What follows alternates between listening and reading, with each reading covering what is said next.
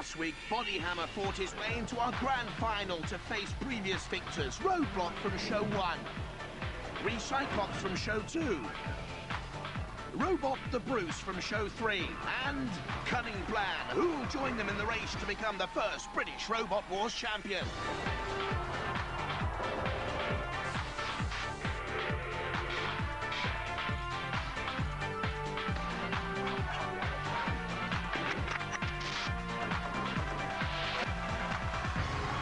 Ladies and gentlemen, please welcome the warmonger of Robot Wars, Jeremy Clarkson.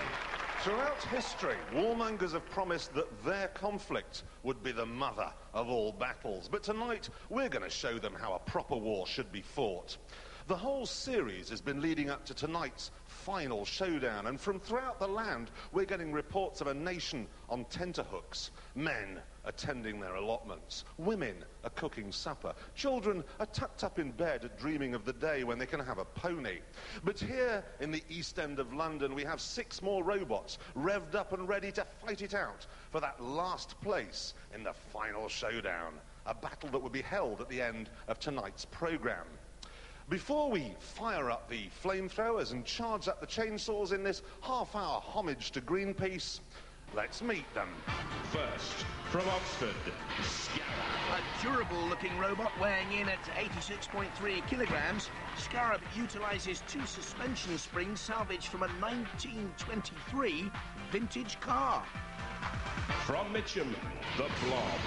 Covered in graffiti, but determined to make a clean name for itself and a clear run at speeds of up to 15 miles an hour, but in practice it's been a lot slower and more ponderous than that. From King Edward VI Grammar School, Tracie. Might have a girl's name, but nothing ladylike about our Tracie, made of welded steel with deadly spikes and a very low centre of gravity, only 20 centimetres high.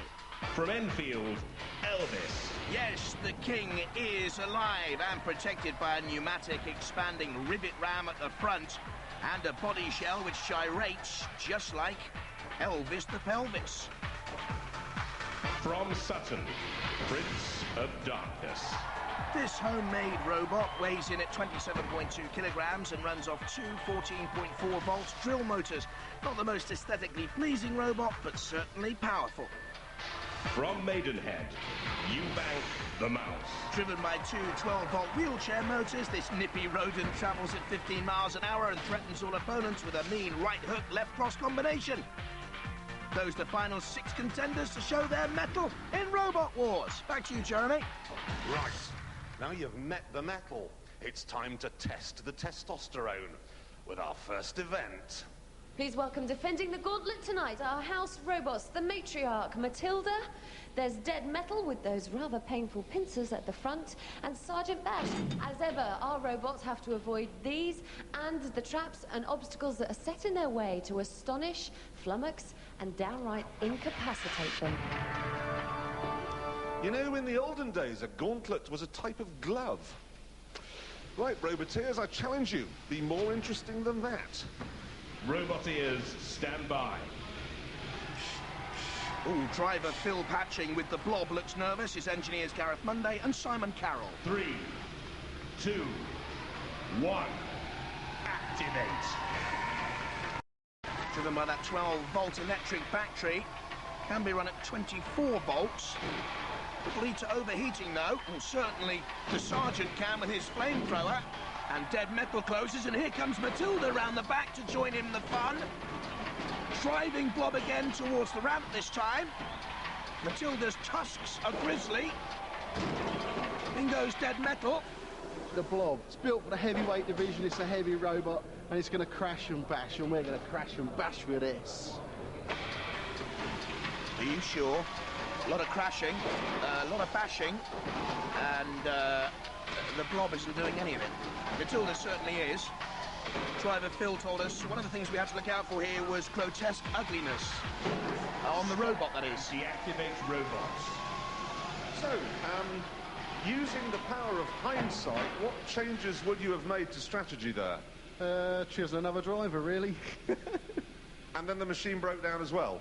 I think, yeah, probably cook the electrics or something like that. I think, you know, with bigger motors, a bit more ramming power, take them out, burn them up. But you didn't do any of that. Still, well done. You got, oh, I don't know, a few feet. Oh, popular team, though. I hope they're back for later on. First to go, of course, they're top of the leaderboard with 7 metres. Roboteers, stand by. Driver Neil Lambeth is 23. He's a special effects artist and wants to work on feature films. 3, 2, 1, activate. Elvis is obviously still with us in that sort of sparkly light shade thing. Already stuck, though.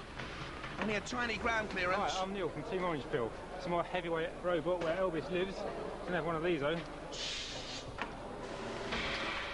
I'm not too sure whether Elvis would have wanted one. But the light shade moves. In comes the sergeant with the saw, and already making dents. And the pretty paintwork is wrecked, totally. And could be burnt off with a flamethrower. And Elvis is going nowhere at the moment. He needs some blue suede shoes to get out of there. Oh, you hound dog, Sergeant. Leave him alone. And deactivate robots. Good heavens, it's Jacques Villeneuve, except he's world champion and you're not. What on earth went wrong there?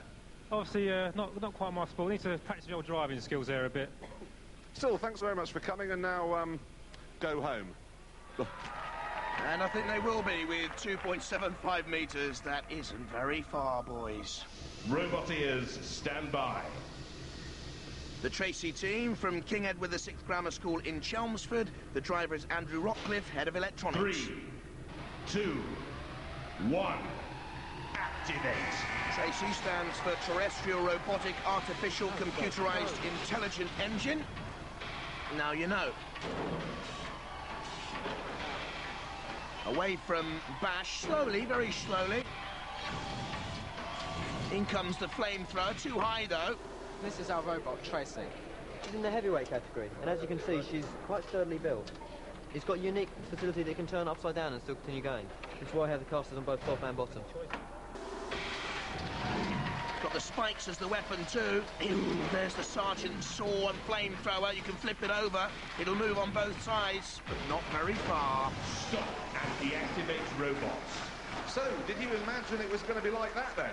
No. And what was different about it? It was hard. It was very difficult. Oh dear. Should have called it Sharon. Would have been better. Right, well, there we are. Well done anyway. You got about halfway. Just over, in fact, and that pleases the supporters of the Tracie team because they're top of the leaderboard with 8.7 metres. Roboteers, stand by.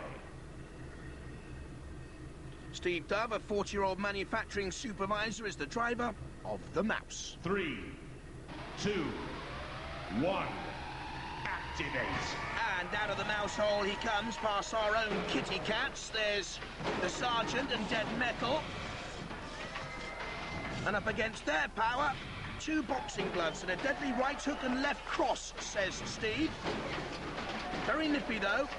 A 0 turning circle. Low ground clearance, nothing's going to get underneath that. Away from the spikes, away from Dead Metal, top of your picture, and Matilda. Oh, tremendous stuff, and it's through! I've got to say, ordinarily, I don't like to see my pets being beaten, but that was great. Yeah, brilliant, absolutely brilliant. Did you really expect to be able to beat them? No, I was hoping to get about halfway and then I thought they'd just get me. That was just great. Marvellous mouse. Well done.